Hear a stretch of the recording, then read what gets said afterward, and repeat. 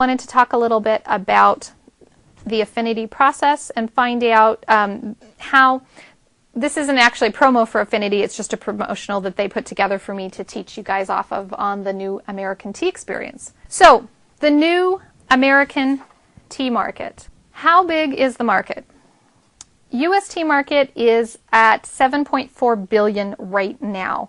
It's predicted to reach $15 billion by 2012. Now, I know in our last thing we said $10 billion. There is a little bit discrepancy. So I'm saying $12 billion actually. So it's 10 to 15 billion is what they're promoting. It was originally 10 billion. Now they're saying they think it's going to hit 15. The U.S. tea market is worth $7.4 billion in 2007. According to the Gourmet Retailer, it is up $1.84 billion since 1990. And it estimates specialty tea sales grew 178% in the same period. This is really amazing because the U.S. specialty tea market didn't even exist a few years ago. So it's been around since like 2000. That's not very long for it to be reaching 2.6 billion. It is definitely growing, and that's a good thing. So it's a big market. The global tea market grew 18%. So other areas have been drinking tea for a really long time. So you shouldn't be thrown off by that and think, well, it's not growing in other areas. We're just really the last to come to the race on this. As you know, tea is the second most drunk beverage in the world. So I think it's really important to, when you're taking a look at all of this, to recognize that the market has plenty of room to grow. Don't be worried about that. Now we're talking about authentic with this. So who is the consumer? The demand for specialty tea in the U.S. is being driven by consumer interest in adopting healthier lifestyles. Now remember, we were talking about the health thing, and this is important because we're talking now about healthier lifestyles and more authentic food and beverage options. Okay, this is important. I want you to come away with this knowing that people are looking for authentic food, meaning they want a relationship with making a choice of health benefits. Okay, so 1 in every 5 people in the United States is considered a LOHAS. We're going to talk about that. 30% of consumers are motivated by, and this is what LOHAS stands for, lifestyle of health and sustainability. They represent a fast-growing, $225 billion market segment, and this trend is fueling the exceptional growth of retailers such as Whole Foods. Okay, so basically a LOHAS, a lifestyle of health and sustainability, those are the people that say, I'm going to make some choices in my life. I'm not going to totally go nutso here. I'm not going to, jump off the sugar wagon and never have sugar again and never have, although I've tried that, it doesn't work for very long. I'm not going to have any of this, I'm not going to have any of that. But it's making choices and saying, okay, I think I will have I'm going to have the whole grain bread with that, or I'm going to make that choice for drinking something that is better quality, is better for me. But I might still have that piece of pie at dessert, but I'm balancing it. And that's what a LOHAS customer is, a lifestyle of health and sustainability. They know that they are not going to survive a sugar-free diet for the rest of their lives. But a LOHAS customer knows that it needs to have balance, and that's what they're looking for.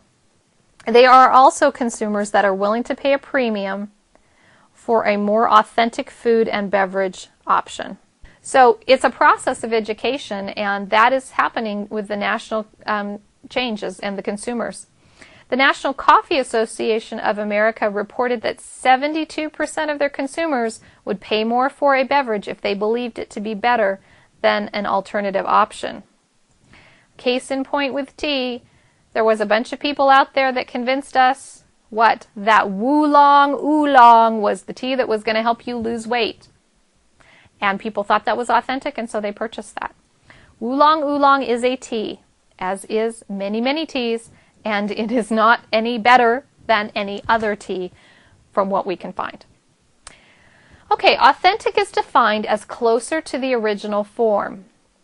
So the process is that people want to know where it comes from, how it got here, and we're going to see this more and more and more, ladies, so get used to it. So we're going to have a lot more questions because people are going to be coming down this process and they want to know where their food comes from. They want to know what it looks like as loose leaf. The number one trend I saw this year at the World Tea Expo was a picture of the loose leaf teas on the front of the packaging. We're not looking for a tea bag or a pod that's going to contain tea. We're looking for the new tea experience. Chai that is a better experience is the actual product, not a powder, not a liquid, but it's using the ginger root, it's using the cloves, it's using the cinnamon for an authentic experience. Specialty coffee created the authentic experience, and now it is tea's turn. Okay, we started here, right, at Folgers, before Starbucks, Folgers. And then Starbucks moved us into the concept of wanting to know where the tea was growing, where the coffee was coming from, how it was being roasted, and getting it instantaneously in a high quality format. Okay? Currently, we're still in the bag era. We've been moving into the bag, out of the bag era. We're Tazo, which is now owned by Starbucks. And we're moving into fresh ingredients being brewed. It may be other types of brewing equipment, but it's that fresh experience where people are using authentic products, not powders. What innovative new products are driving the market? Well, there is a phenomenal growth in chai, okay? 28% annually it's growing. This is huge. But let's take a look at these other numbers too. Green tea is growing at 20 to 30% and black at 12%. Now, 20 to 30% is nothing to laugh about. That is a huge number, 20 to 30%. But chai is at 28%, and it really crosses the board. It really has become the way to step people into tea. I know lots of people that don't think they like tea, but they like chai. So if they are drinking a chai drink, it's a good way to work them into that. So the LOHAS consumer needs an authentic product, which creates an opportunity for loose leaf tea to gain a competitive advantage over other drinks. What am I saying? I'm saying that major companies are waking up and realizing, hey, this has to change. There's something going on. This is an article from the Chicago Sun-Times, and it tells us that the mainstream is getting the message. Okay, they know that it needs to be new kinds of tastes, and this article was about white tea. Last but not least, let's take a look at the global market. It is $26.5 billion. One of the wonderful things about being on the internet is you are a global shop. The global tea market grew from 18% from 1999 to 2003. That's where the statistics are right now. They're always a few years behind with the global market. So remember that 2 billion people across the globe drink tea or have exposure to tea. So as an internet company, you are really set up to be able to reach with an authentic product. So what I wanted you to get out of this session was the trends, but then also that it's the authentic process that's going to set you apart. And I think that goes back to Sharon's question about how are the large companies and the small companies going to coexist.